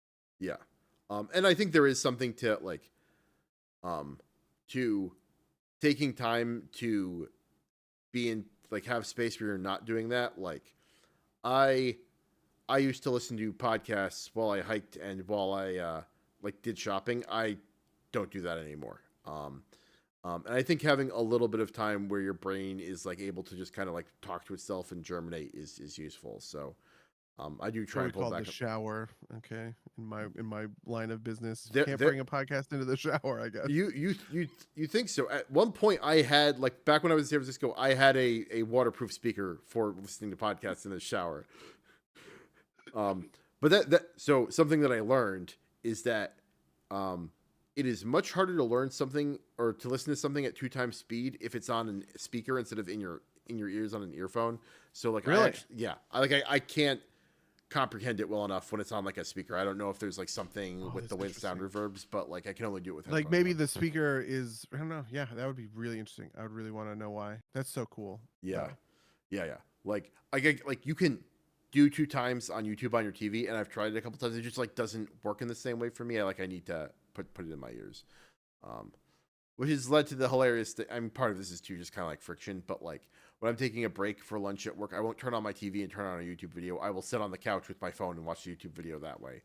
Um, um, but that's also just because like the app's slow and my TV. How much do you ever go back to stuff that you've previously like listened to or watched or any of that? Podcasts, almost never. Videos, it depends. Sometimes I'll go rewatch something that I thought was particularly interesting. Um, I used to, for a while, go back and watch episodes of Best of the Worst from Red Letter Media. But that was when, back before my fiance moved in, I would spend a non-significant amount of nights having taken an edible of substances of various legality, and just put on something to watch. And those I would enjoy watching, like Red Letter Media too, that kind of thing. Yeah, because there's a thing about it that I think is kind of interesting, which is that I find myself repeating stuff a lot, right? Where I already understand sort of the broad strokes of what's going on, and I'm just able to kind of like plug in, plug out. I wonder if I was listening to like a ContraPoints video, right? All of whom I've seen a million times, right? Instead of the Decoding the Gurus podcast, which was a podcast that I had never, interacted with before. I wonder if I would have had a better time because I already have sort of paved the road, mentally speaking, and like neurologically in my before kind of getting to the next level. That's just I don't know. It's an interesting question that I don't know sort of the answer to, but I think you would enjoy Decoding the Grooves. It's a very cool podcast, and I do want to recommend it. They were doing a. Do you know who Dr. K is? No. Dr. K is a Twitch streamer. Okay. So the thing that Decoding the Gurus does is, they focus on somebody and they sort of talk about what their approach to stuff is. And generally speaking, they are kind of shitting on sort of like life coachy kind of people, right? So if somebody shows up and gives you a bunch of recommendations for how to live your life and what to do and what to think and, whatever, like these are the gurus who are being decoded, so to speak, right? And they have a whole system for it. They have like a little guru meter where they talk about the different sort of, things that they kind of do. And the most recent season has been on academics and influencers. So it's just been a lot of people in kind of like the online space that they've covered. And one of the most interesting ones, not one of the truly the most interesting one, is Dr. K, who is a Twitch streamer, who is a Harvard psychologist, who also trained with a monk in India for 7 years. Okay. And he learned what's called Ayurveda medicine. Have you ever heard of Ayurvedic medicine? No. Ayurveda is just like, boy, how do I do this? Let's say Ayurveda is a traditional Indian, as in subcontinent of India, Indian medical practice, I guess is what we would say. Okay. Is it like Reiki? Ricky? It's like Reiki is a type of healing, but it is kind of obviously bullshit. Okay, yeah, well, you probably know where I'm going with this, right? Yeah, so Dr. K, if I'm being very charitable, Dr. K is sort of telling a story of how the science focus of Western medicine is population based, and the sort of traditional medicine of Ayurveda is individual based, right? So the idea is that what happens in Western medicine is, you are testing things on a population level. So you take a piece of medicine, you give it to 1,000 people, and if 501 of them get better, you say this medicine has a greater than 50% chance of solving this issue for you, right? But on an individual basis, right, that doesn't always work. There are also 499 people for whom it's not always like good or whatever. And so the idea is that like Western medicine takes a sliver of a cross section with sort of its scientific approach, and Ayurvedic medicine takes a, shall we say, individualistic approach, or maybe a holistic approach to an individual, where the idea is that you are not trying to heal someone by diagnosing a specific issue and giving them the medicine to solve that issue. You are trying to heal someone by coming to understand who they are as a complete person and all of the complete issues they have internally, right? And you try and solve for the whole picture rather than the individualized, the atomized kind of like details. This is probably the best way that I could kind of frame it. In practice, Ayurveda is homeopathy. It's bullshit. It's nothing, right? And the gurus are they're both academics. One of them is a psychologist, the other is an anthropologist, right? And they really dissect. I mean, the podcast is insanely long. Like, this is why I chose it for this flight. It was like it's 3 episodes. There was like 3 hours and 1 hour or something, or maybe 3 hours, 2 hours, something like that, where they really go in deep to show sort of the hypocrisy at play of how Dr. K fundamentally misunderstands sort of what the Western psychology, right, fundamentally misunderstands the nature of sort of science in kind of general, right? They dissect conversations that he has both with a number of different people, like other influencers, right? Dr. K caught a lot of heat because, he's a psychologist, and part of his thing is that he kind of does therapy sessions on stream with people, like with influencers. So the idea is like Ludwig, some popular streamer, will have Dr. K on, and they'll kind of have like a little televised therapy Hassan. session. Yeah. Well, I actually don't think Hassan has ever done it, but and maybe Hassan. No, you're just a meme. Yeah. And there's a lot of questions on the ethical level of is that ethical, right? Televising therapy is kind of wrong in a sense because it is, it's just like a bunch of others. Their dissection of Dr. K is what was actually, frankly, incredible. I was truly floored by it in the way that I haven't been floored by a lot of content recently, kind of at all. All of this spins out of a conversation that happened between 2 other streamers, one of whom was featured on the Decoding the Gurus sort of podcast, and they ended up talking about Dr. K because the next episode after was, or not after, but down the line was going to be there. They said they were doing a Dr. K episode, and one of the guys said, he was like, Dr. K is kind of a monster. He is peddling Ayurveda as real medicine. It's fucking not. It's bullshit. It's homeopathy, but because it's Eastern, nobody wants to call it, bullshit, because that makes you seem racist, right? And the other person argued the opposite end of that point, which is, you need to have a little epistemic humility, right? Like yes, Western medicine is good and science is good and the way that we approach this stuff is good, but having a little epistemic humility pretty important, right? And there are real insights to be gained and learned from,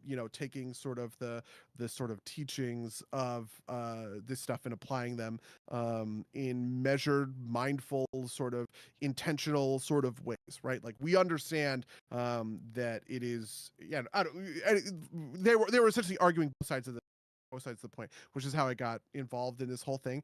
And when you actually listen to the Decoding the Gurus podcast and the way that they line things up and help you understand exactly kind of the sleight of hand that Dr. K is playing, that second guy is wrong as fuck.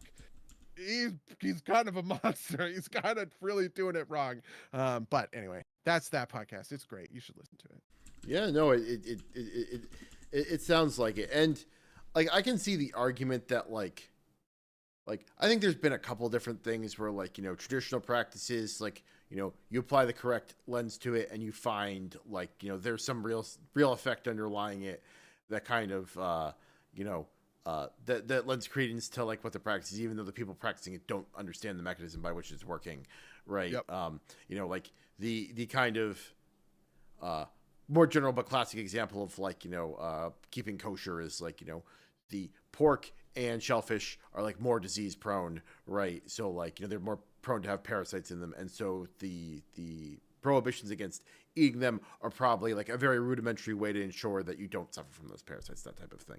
But I think that's a thing that Dr. K references all the time, is how in Ayurvedic medicine they came to understand that diabetes was a thing, because if you pee on an anthill and the ants eat it or something like that, because there's sugar in your urine, essentially, like that, yeah. you can like diagnose. And he always peddles that story out as this way to be like, oh, actually they're like fucking smart. But then also there's all this other stuff to Ayurveda bullshit. So Yeah, no, I mean, like just because something might be right doesn't mean that that just because like that might be correct doesn't mean that everything else follows must be correct as well, right? Like, no, yeah, that is absolutely. And it's also funny. Something that has annoyed me on a personal level is the science is sometimes wrong fallacy.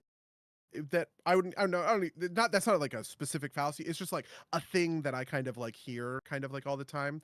The whenever there are cracks in sort of a scientific sort of thesis, right? So for instance, in archaeological terms, there was an understanding of when humans crossed the land bridge across the Bering Sea to come to North America, right? That number was set as like 10,000 years, but then there were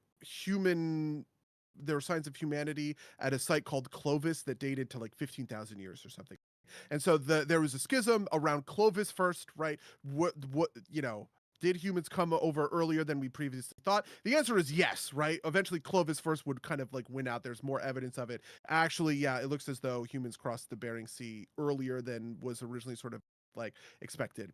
What happens is you have sort of fake archaeological kind of people who sort of use this as evidence that archaeology is wrong. They say, you know what, the Clovis was first, right? And archaeology thought for thousands of years that humans came over here, but humans were here all the time. They were wrong about it, and they're wrong about this too. But the reality is that Clovis being first doesn't change any of the other aspects of archaeology that we know to be true, right? It is a very specific detail that was ultimately pretty unimportant to have gotten wrong, even if it ended up kind of changing a pretty big paradigm for how we would think of a thing. Like at the end of the day, that doesn't change all that much about how we about, for instance, Roman archaeology or Aztec archaeology, right? Which are completely different eras that are thousands of years later that have no interactions with Clovis. But what happens is, people sort of look at this one thing and they say, hey, science was wrong in this specific instance. Therefore, we can say that science is wrong about a lot of different things. And that is pretty fundamentally untrue. yeah, no, I mean everything has to be taken on its own, right? Like in the same way that like there's a pretty big replication crisis right now. Something I read recently that was like nuts is that apparently there's this like thing that happens where like grad students will attempt to replicate an experiment and it will fail, and they think it's because they just like did it wrong, right? But it's like the underlying science just wasn't that great in the first place, right? Like, but that's like a modern problem, but that's got This is like Peter Boghossian and stuff like that, right? yeah, that's some of it. That's like some of the softer sciences, but I think even some of the harder sciences now are having like replication crises, right? Like, which is why you get like big reviews that like show different things, right? Like like famously there was one study once that showed a link between vaccines and autism, which has since been retracted, right? But like it sends people down the wrong path for a long time. No, absolutely. It's also crazy looking at it. There was a plagiarism scandal in like the world of Alzheimer's research, and somebody did the sort of numbers on it. Basically, a guy goosed a study for Alzheimer's research because he wanted his name on a powerful sort of study. But what it ended up doing was sort of funneling $250 million into junk science, right?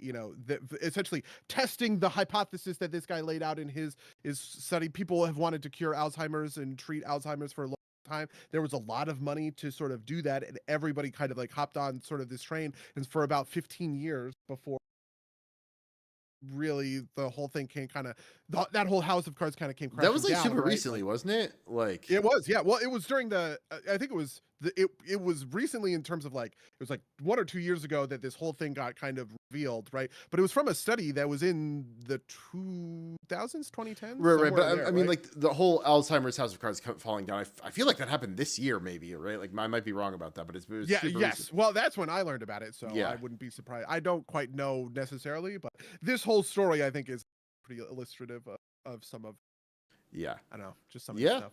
No, I mean, there's a bunch of reasons why this stuff happens, but we are way far afield of our normal. What the fuck are we talking? We're gonna become some derps talking about politics at some point. Okay. Yeah, When we're in our 50s, all right, like we're gonna be in here talking about whatever.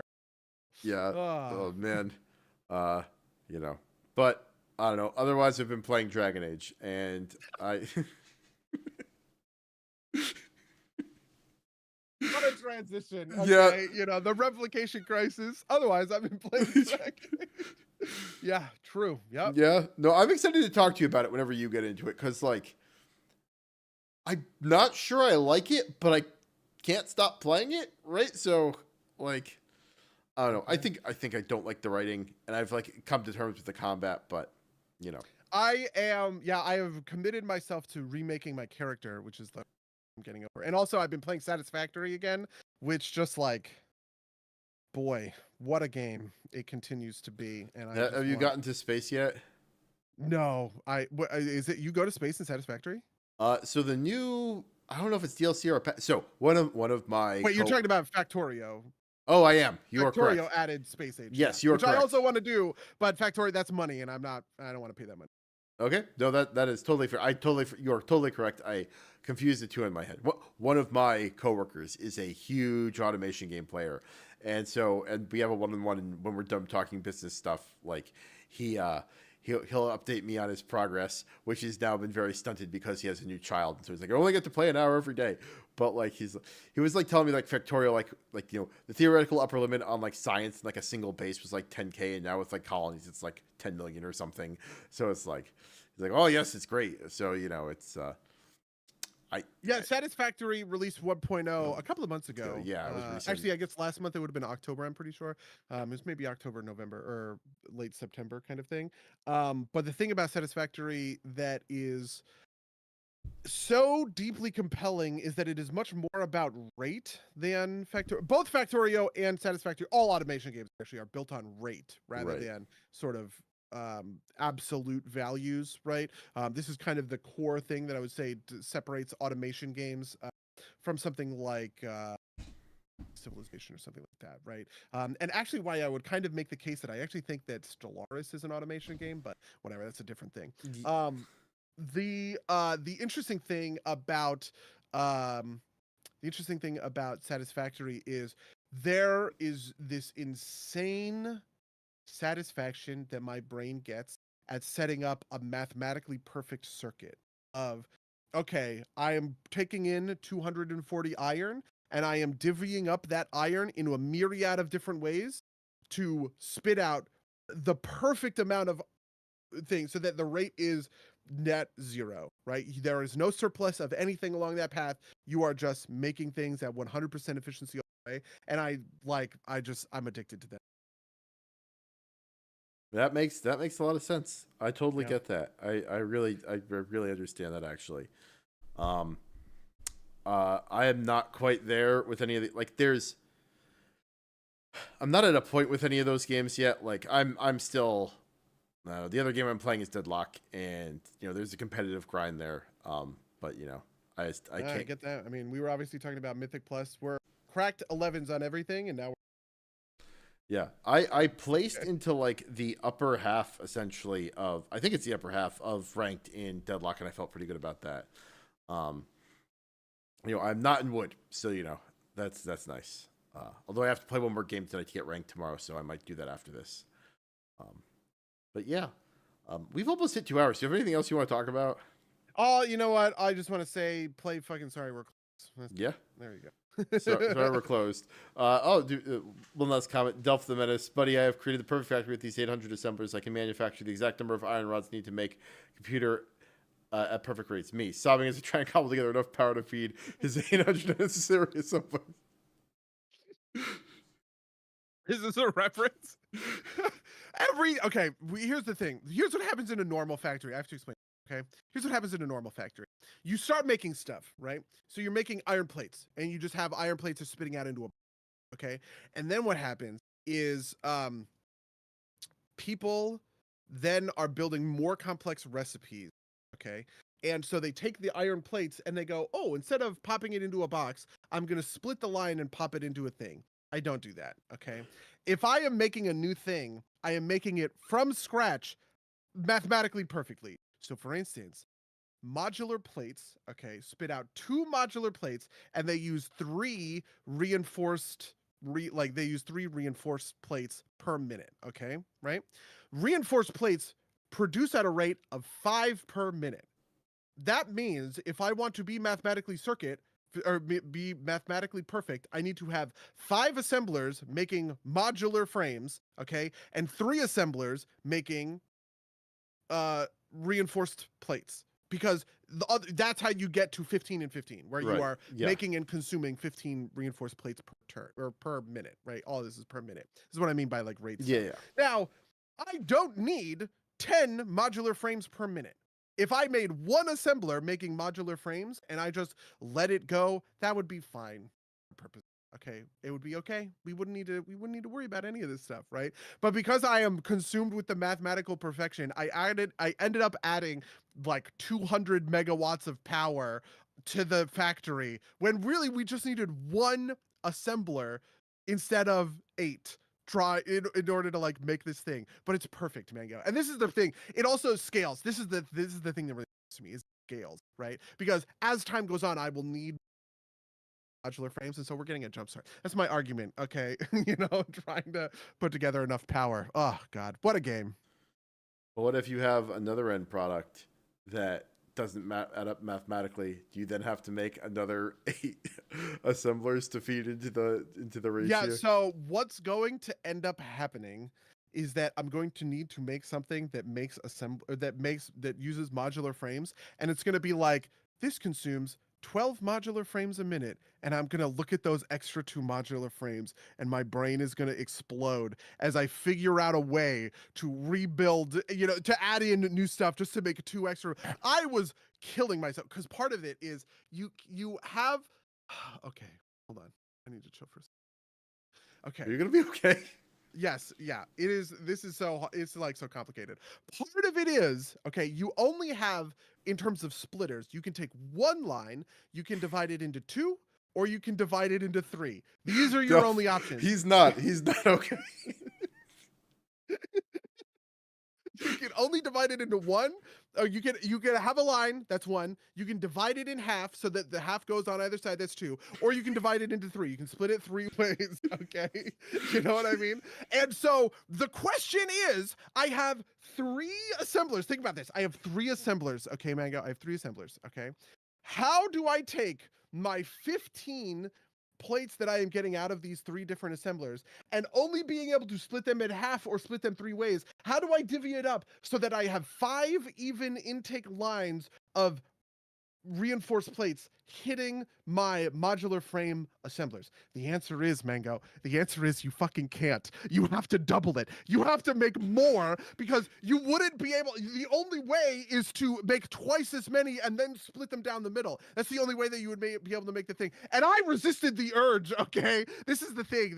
I resisted the urge. I know, listen, I've been talking about it mathematically perfect. That's not true. It's not mathematically perfect, because I have 2 assemblers where I am sending 5 plates and they need 6, and then I have 3 assemblers where they need 9 and I'm sending 10, and that 1 reinforced plate is going to fucking kill me. But I've just accepted that it can't be perfect, and that if I saturate the system with enough upfront, it won't matter. It'll never matter, even though it's not truly perfect, and I know it's not perfect in my heart of hearts. And eventually I will, in fact, double the output of this whole thing and rewire all of this stuff so that it is putting out the perfect number of assemblers. Anyway, there we go. That's satisfactory.